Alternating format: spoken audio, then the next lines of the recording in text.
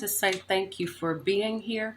Okay, so I didn't know that there was a specific term for this, but this is just basically something that a lot of us have grown up with ever since we were kids. And especially if you were in severely abusive situations coming up, then you'll understand. Just to give a little bit of background to my childhood was treacherous, and that's the nicest, easiest way to say it. Both of my parents had mental illness, and then I had a brother that was mentally ill as well. He had schizophrenia. My mother was a manic depressive, and I believe that my father, I don't know what he had, but he had a ridiculous amount of anger and hate. I really think in a lot of ways he was a sadist, okay? So, anyway, when you grow up in this type of household, I had two brothers and a sister under me or whatever, and you never ever knew what was going to happen, okay? My mother was very weak and docile.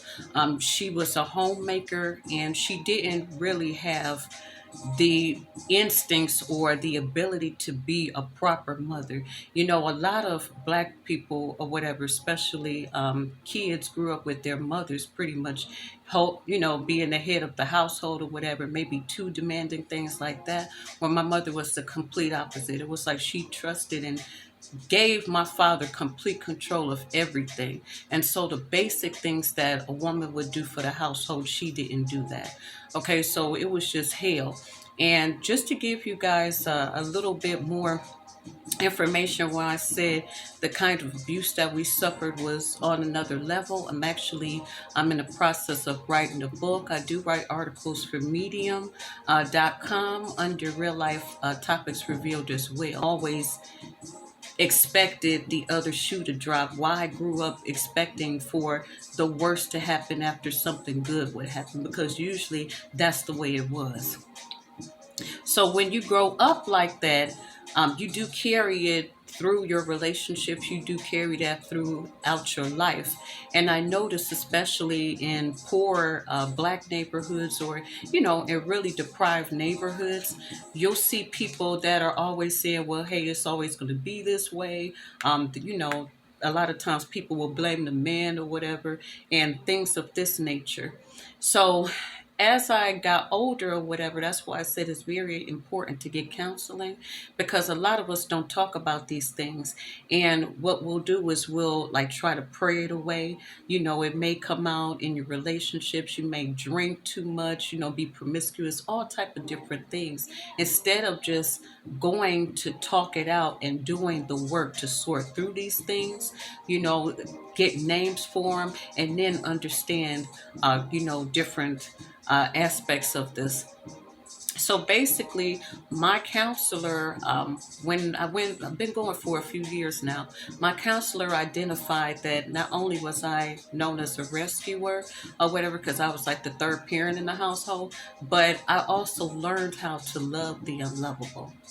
And when you learn how to love the unlovable, it's like you put yourself in situations that pretty much hurt you or whatever, because you're trying to earn some type of love, or you're trying to get some type of validation by giving everything you have to a person. And people do take advantage of that.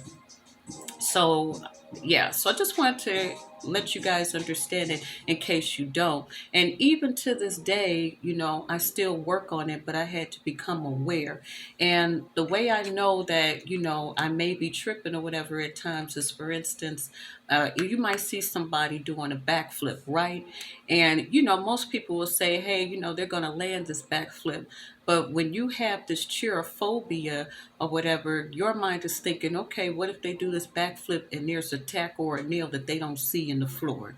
You think like that. It's kind of like thinking about the worst case scenario to, what's the word I'm looking for, y'all? To not be let down, okay? It's kind of thinking about the what ifs, just so you can be prepared in case something does go wrong.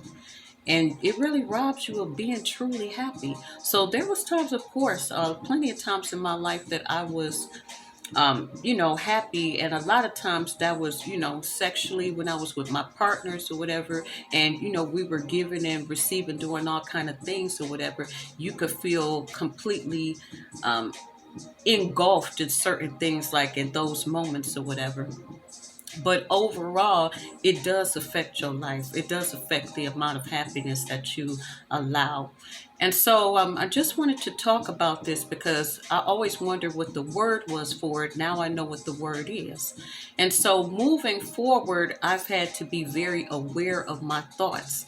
And instead of allowing my thoughts to get all crazy and everything, I have to pull my thoughts back in. So whereas the backflip, there may be a nail or something on the floor. Now I could say, okay, but what if there isn't a nail on the floor? Let's think that this person's going to do this backflip and they're going to land it perfectly. And 9 times out of 10, they do. So, yeah. So, yeah, there's a lot of people that won't talk about these things. And that's why, the name of my channel is Real Life Topics Revealed, because I'm getting into some really deep, heavy, creepy, jacked up stuff. But it's things that a lot of us do deal with and we just don't talk about. So, with that being said, there is 10 things that they say that you guys should look to do. Cherophobia is the fear of being happy, because when you're happy, something bad always happens.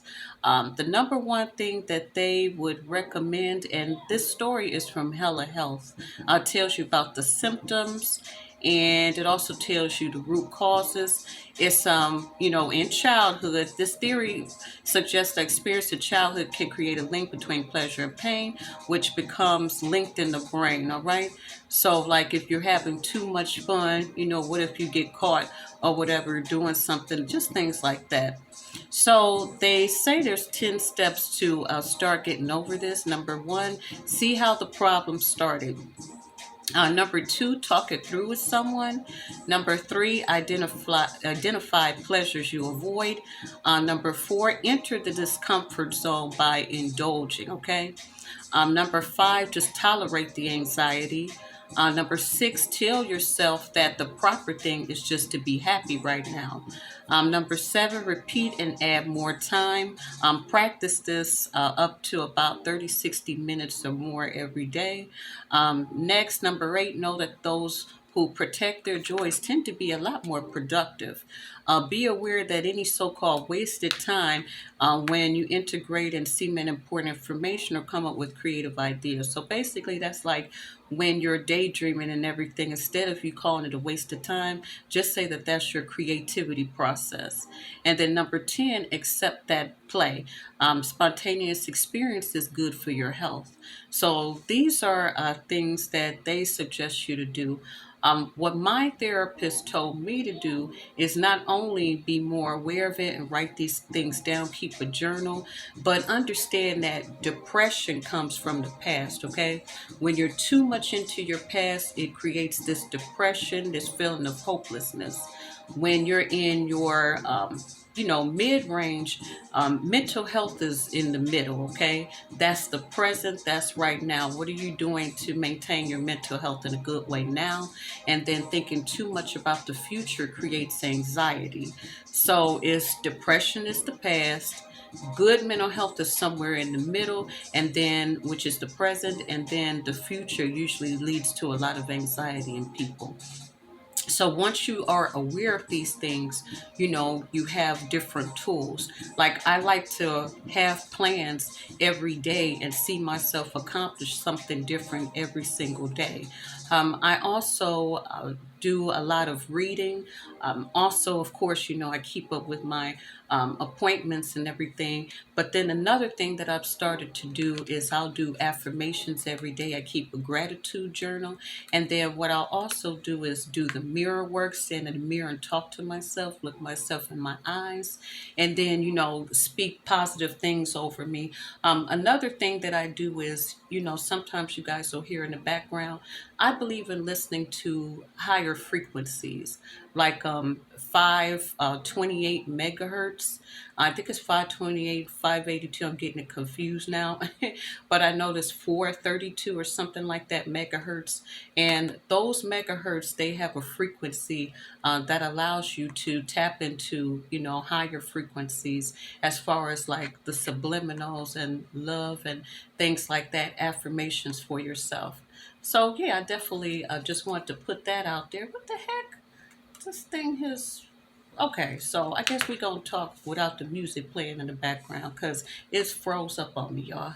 So yeah, I just wanted to make sure that I explain some of this phenomena because I know it's a lot of people that go through it. I know I'm not the only one.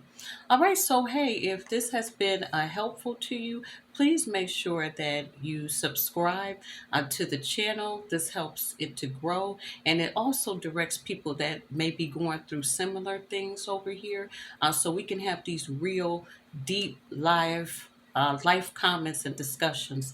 All right, check out a real life home revealed in case you haven't yet. If you enjoy, listening to a cappella versions of songs, I sing over there, and then I do hauls and reviews on, different places that I shop at, DIYs around the house, things like that. All right, well, thank you for being here. Bye for now.